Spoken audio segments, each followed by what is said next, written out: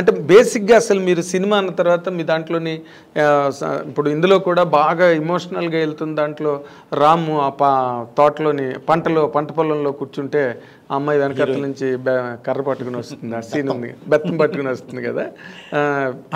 అంటే మనం ఆ సీన్ ఎక్స్పెక్ట్ చేయం అసలు యాక్చువల్గా. అప్పటి వరకు నడిచింది ఇమోషనల్ బ్లాక్ వేరు పట్మని ఒక లైట్ రెయిన్గా ఒక సీన్ స్టార్ట్ అవుతుంది. అవునండి.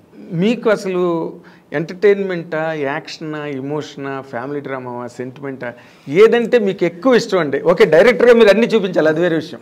ఇప్పుడు మీరు అడిగింది అక్కడికి వద్దామండి. ఒకసారి ఏది ఒక్కసారిగా ఎమోషనల్గా వెళుతూ హీరోయిన్ ఫట్మని ఒక చిన్న కర్ర పట్టుకొని నన్ను కిడ్నాప్ చేసి తీసుకొస్తావరా నువ్వు వస్తుంది, వచ్చి ఇక్కడ హ్యాపీగా కాఫీ తాగుతున్నావా, చెప్తాను ఈ సంగతిని, కర్ర తీసుకొని వస్తుంది కదండి, అదే కదా మీరు చెప్తాను. అవును. అంత ఎమోషనల్గా వెళుతూ ఎందుకు మధ్యలో బ్రేక్ చేస్తామంటారండి? వాళ్ళిద్దరూ క్లైమాక్స్, ఇక లీడ్ టు క్లైమాక్స్ ఎలా పోతుంది సాంగ్ తర్వాత ఇంకా క్లైమాక్స్ వెళ్తున్నాం. సో వెళ్ళేటప్పుడు వీళ్ళకున్న పేరేంటండి? ఆ అమ్మాయి నిన్నగాక మొన్న చేసిన సినిమా ఏంటి, ధమాకా అనే సినిమా చేసింది. ఆ అమ్మాయికి వచ్చిన పేరేంటి? బాగా చేసింది ఈ కాదు, డాన్స్ బాగా చేసింది, ఎనర్జెటిక్గా చేస్తుంది అని. రామ్ కూడా ఆల్రెడీ ఎనర్జెటిక్ హీరో అని చెప్పి మీకు తెలియందే కాదు, అది అంతా యూనివర్సల్. సో వాళ్ళిద్దరిని పెట్టుకొని నేను మామూలుగా వదిలేస్తే బాగోదండి. ఏదో నీ చుట్టూ ఫస్ట్ హాఫ్లో ఒక్క సాంగే వాళ్ళిద్దరి మధ్యలో ఉంది కాంబినేషన్. సో మామూలుగా వదిలేస్తే కాదు, ఇద్దరు ఎనర్జీ పర్సన్స్ మాట్లాడుకోవాల్సి వస్తే ఎలా ఉంటుంది ఛాలెంజ్. ఆ ఛాలెంజ్ ఇది చేసి కోనసీమలో కూర్చోబెట్టి అది తీయడం జరిగిందండి. ఎందుకంటే ఆ అమ్మాయి వాళ్ళిద్దరు ఎనర్జీని బ్యాలెన్స్ చేయడం కోసం వచ్చింది. నాకు ఇక్కడ బోర్ కొడుతుంది, మ్యూజిక్ కావాలి, అది కూడా మామూలు మ్యూజిక్ పనికిరాదు. అలా కాదు, బీట్లో ఇది ఉండాలి, దీనిలో ఇది ఉండాలి, దీనిలో ఇది ఉండాలి, దీనిలో ఇది పక్కన ఉండాలి, ఊపితే 2 షేట్లు ఊగాలి, నీ దమ్ము ఉందా, దమ్మా చూస్తావా పద అంటే డడ సాంగ్ మీద ఓపెన్ చేస్తాం సార్. అది ఒక ఎనర్జీ బ్యాలెన్సింగ్ అంతే. ఎనర్జీ బ్యాలెన్సింగ్ క్లైమాక్స్లోకి క్లైమాక్స్ వెళ్ళబోయే ముందు ఒక మంచి హై ఇచ్చి అక్కడి నుంచి ఇక క్లైమాక్స్ అంటే ఇక ఎవరు వెనక తిరిగి చూడటానికి కూడా కుదరదు. అవును, అంత స్పీడ్ ఉంటుంది. తర్వాత మీరు సినిమాల్లోని అంటే ఇది ప్రూవ్డ్ రికార్డ్ అనుకోండి, జగతి బాబుని తీసుకొచ్చి అతను ఎన్నోసార్లు చెప్పాడు, అవును నా కెరీర్కి టర్ను అసలు నేను అప్పటికన్నా ఇప్పుడు ఎక్కువ సంపాదిస్తున్నాను కూడా చెప్పాడు కొన్ని ఇంటర్వ్యూస్లో. అసలు మీకు ఇలాంటి ఆలోచనలు ఎలా వస్తాయండి? ఎక్కడో అంటే మరుగున పడిపోయారని నేను అన్ను కానీ, బట్ లైమ్ లైట్లో ఉన్న ఆర్టిస్టులు అయితే మాత్రం కారు. అవునండి. ఇప్పుడు సపోజ్ సార్ ఇందులో దగ్గుబాటి రాజా గారు ఉన్నారు. అద్దా నేను అసలు ఆ తన గురించి అడుగుదాను. అలాగే మన గౌతమి గారు ఉన్నారు. అవును. ఏం లేదు సార్, హీరో గారికి ఒక హీరోకి ఒక ఫాదర్, ఒక క్షత్రియాస్ ఫ్యామిలీ కావాలి. సో ఒక షార్ప్ నోస్, ఒక మంచి ఫోర్ హెడ్, ఆ మాటకు విలువ, మనిషిని చూస్తే ఒక సాఫ్ట్నెస్. ఆ సాఫ్ట్గా ఉన్నవాడే తన ఫ్రెండ్ కోసం, అంటే ఒక బిజినెస్ టైక్వాన్, ఏ కల్మషం లేకుండా అతని కూతురు పెళ్ళికైనా వచ్చి మామూలుగా తనతో పాటు ఉంటూ తన ఇది పెంచినవాడు. అరే నా పిల్లల పెళ్ళి నీ చేతుల మీదుగా జరగాలరా అని అంటే, నాకు నా కొడుకున్నాడరా, వాడు ఉంటే అన్నీ జరిగిపోతాయి అని చెప్పి నేను నీ కూతురు పెళ్ళి చేస్తాను అని మాట ఇచ్చినవాడు, అక్కడి నుంచి వెళ్ళిన మరుక్షణం ఒక భయంకరమైన సిచ్యువేషన్లో ఇరుక్కుపోయి ఉరిశిక్ష పడి డాటర్ దీనిలోకి వెళ్ళిపోయి వైఫ్ సూసైడ్ చేసుకొని ఇన్ని అయిపోయి ఉన్నప్పుడు ఒక సామాన్యుడు లెగిస్తే థియేటర్ ఒక్కసారిగా అలా చూడాలి అని అంటే ఒక సీనియర్ ఆర్టిస్ట్ ఎవరైనా చేస్తారని చేయరని కాదు, ఒక కొత్త లుక్తో ఉండే ఒక యాంబియన్ సపోర్ట్ వేరేగా ఉంటుందండి. సాదాగా ఉండాలి మనిషి, ఇమేజ్ క్యారీ చేయకూడదు. అప్పటి వరకు మామూలుగా ఉండి అతను లెగిస్తే ఇంకోలా ఉండాలి. సో దగ్గుబాటి రాజా గారు ఎక్కడ తగిలారు అంటే నాకు అక్కడ తగిలారు. ఫస్ట్ నుంచి ఆయన చాలా సాఫ్ట్ సినిమాలు. అవును. అలాంటి ఆయన ఒక్కసారి లేచి కొడుకుని పిలిచి నువ్వు చచ్చిపో, నాకు ఇబ్బంది లేదు, కానీ వాడిని గెలిపించే చచ్చిపోవాలి. నా బిడ్డ బాగుండాలని ఆశీర్వదించాడు వాడు, నా బిడ్డలు బాగున్నారు, వాడి బిడ్డలు బాగుండాలని నేను ఆశీర్వదించా, మరి ఉండాలిగా, చెయ్యి అంటే కొడుకు ఏం చేశాడనేది సినిమా అండి. ఎగ్జాక్ట్లీ. సో అందుకని ఏంటంటే ఇది పలకాలి అని అంటే ఒక కొత్త దీని నుంచి ఉంటే ఆడియన్ ఫీల్ అయ్యే ఒక కొత్తదనానికను, ఒక ఫ్రెష్ లుక్ కను, మామూలుగా ఉండేదానికి వేరేగా ఉంటుందండి. అదే నటించి ఒప్పించాలి. ఇక్కడ ఏం లే, అతను స్క్రీన్ మీదకి రాగానే కొత్తగా ఉంది, దాన్ని లేపుతామండి. ఇక మనకేం కావాలో దాన్ని చేసుకుంటూ వెళ్తాం సార్. మీ సౌకర్యం కోసం మీరు లేదండి, ప్రేక్షకులకి ఫ్రెష్నెస్ ఇవ్వడం కోసం. ఓకే. నాట్ చేసే సౌకర్యం అండి. సౌకర్యం అయితే నాకు సీనియర్స్ ఇక్కడ వాళ్ళే కరెక్ట్ అండి. ఓకే. సీనియర్సే కరెక్ట్ అండి.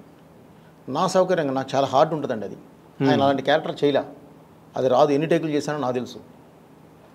బట్ నన్ను ఫాలో అవుతారు. సో అదేనండి. దగ్గుపాటి రాజా టేకులు ఎక్కువ అలానే కదా సార్, ఉంటాయి కదండి. ఉంటాయి. ఆయన ఫ్రెష్ ఇప్పటివరకు ఎప్పుడు హై చేయలే. అవును. ఆయన చెప్పాడు, సార్ ఈ నాయన డైలాగులు అని అడిగాడు. నాకు ఇన్ని డైలాగులు ఉన్నాయా అని. లేదు సార్, మీరు చేస్తారు, బ్రహ్మాండంగా చేస్తారు, మీరు డైలాగ్ చూసుకొని రండి చెప్తాను ఎదురుగా నేను ఉంటానని చెప్పి. ఆ మాడ్యులేషన్ అంతా చెప్తే వెంటనే పట్టుకుంటారండి. అవును. ఆల్రెడీ ఆర్టిస్ట్ పట్టుకుంటారు. ఏం అడుగుతున్నాడో అర్థం అవ్వాలండి వాళ్ళకి. నేనేం అడుగుతున్నానో వాళ్ళకి అర్థం అవ్వాలి. మీకేం కావాలన్నది మీరు అడుగుతున్నారు, అది వాళ్ళకి అర్థమయ్యేలా నేను చెప్పగలను.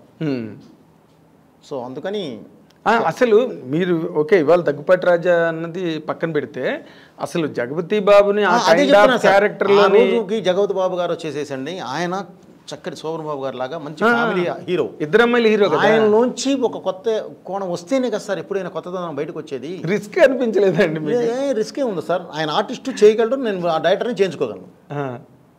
బా ఏమి డేరింగ్ సార్ మీకు, నిజంగా హ్యాట్స్ ఆఫ్. ఎందుకంటే ఇప్పుడు తను శుభలగ్నం అని ఇలాంటి సినిమాలు ఒక ఇద్దరు హీరోయిన్లు మధ్యలో హీరో, పూర్వం మన సోహన్ బాబు గారి కైండ్, నాగేశ్వరరావు కైండ్, ఆయన తీసుకొచ్చి సడన్గా మీరు హీరోయిన్ విలన్ చేసి పారేస్తే అసలు అఫ్ కోర్స్ అతని కెరీర్కి బాగా హెల్ప్ అయ్యింది. మనం ఎక్కడెక్కడి నుంచో ఎవరెవరినో తెచ్చుకొని పెట్టుకుంటున్నాం సార్. అసలు కారణం చెప్తానండి. ఎక్కడెక్కడి నుంచి ఎవరెవరినో తెచ్చుకొని పెట్టుకుంటాం సార్. మన దగ్గర ఉన్నారు సార్ ఆణిముత్యాలు. ముందు మనల్ని తయారు చేసుకున్నాం. లేనప్పుడు కొన్ని తప్పదు.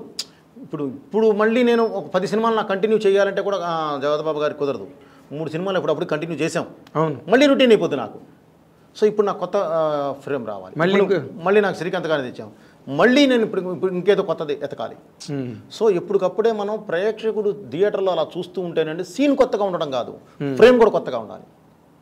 అవునండి. ఇందులో నిజంగా అదే సోషల్ మీడియా వాళ్ళు లేకపోతే చూస్తున్న ఆడియన్స్ ఏంటి అసలు బోయపాటి గారిని కూర్చోపెట్టి ఇందాక నుంచి అసలు అలా కొడుతున్నాడు ఈయన యాంకరు అని చెప్పి నాకు కామెంట్లు పెట్టినా కూడా నేనేం ఫీల్ అవ్వను. కానీ బట్ నిజాలు ఇవి.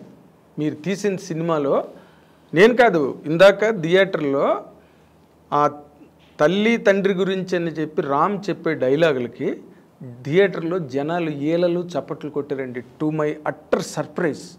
అంటే జనాల్లో తల్లిదండ్రుల పట్ల ఆ వ్యవస్థ పట్ల ఇంత గౌరవం ఉందా అంటే అది మనం చూపించకపోవడం తప్పు, కానీ చూపిస్తే రిసీవ్ చేసుకో. అది సార్ మెయిన్, అది సార్ మనం చూపించకపోవడం వల్ల ఎవరు ఇప్పుడు మాట్లాడలేదు. కానీ సార్ మీరే చెప్పారు, నేను నా వైఫ్తో పాటు అలా కూర్చుంటే థియేటర్లో ఆ సీన్ అవగానే చప్పట్లు కొట్టారు అన్నారు. అంటే ప్రతి ఒక్కళ్ళలోనూ అది ఉందండి.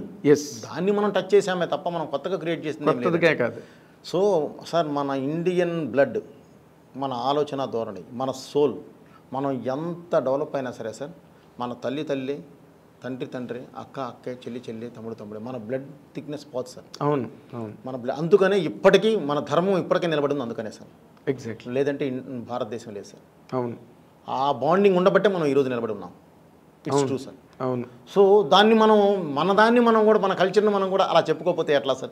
అవును. ఉన్నదాన్ని గుర్తు చేయకపోతే ఎట్లా? Correct sir. అది సో అది నాకు కొంచెం ఎప్పుడు తెలుస్తూ ఉంటుందండి. అందుకని అలాంటి సీన్స్ కంపల్సరీ పట్టుకుంటానండి. ఓకే. మీరు ఇన్ జనరల్గా నేను ఇంకొకటి కూడా అడగాలి. ఇప్పుడు మీరు ఈ కైండ్ ఆఫ్ ఫిల్మ్స్ తీసే దాంట్లో మీరు ఇంకా నేను ఇది టచ్ చేయలేదు, ఈ కైండ్ ఆఫ్ జానరు ఇలాంటిది నేను చెయ్యాలి అన్న ఆలోచన ఏదైనా మీ మైండ్లో ఉన్నదండి? లేకపోతే మీరు ఎప్పటికప్పుడు కథ రాసుకుని వెళ్ళిపోతారా? ఒక ఐడియా ఏం లేదు సార్. ఉన్నాయి సార్, ఉంటాయి సార్, గ్యారంటీ ఉంటాయి. కానీ దానికి ఒక సెట్ ఆఫ్ హీరోస్, ఇప్పుడు కొన్ని క్యారెక్టర్స్ అందరూ మొయ్యలేరు. మళ్ళీ అది మొయ్యగలిగే హీరో దొరికినప్పుడు మాత్రమే ఆ ప్యాటర్న్ వెళ్తామండి. లేదంటే ఎవరి మీద పడితే వాళ్ళ మీద అంతంత తీసుకెళ్ళి వేస్తే ఇబ్బంది అయిపోద్దండి.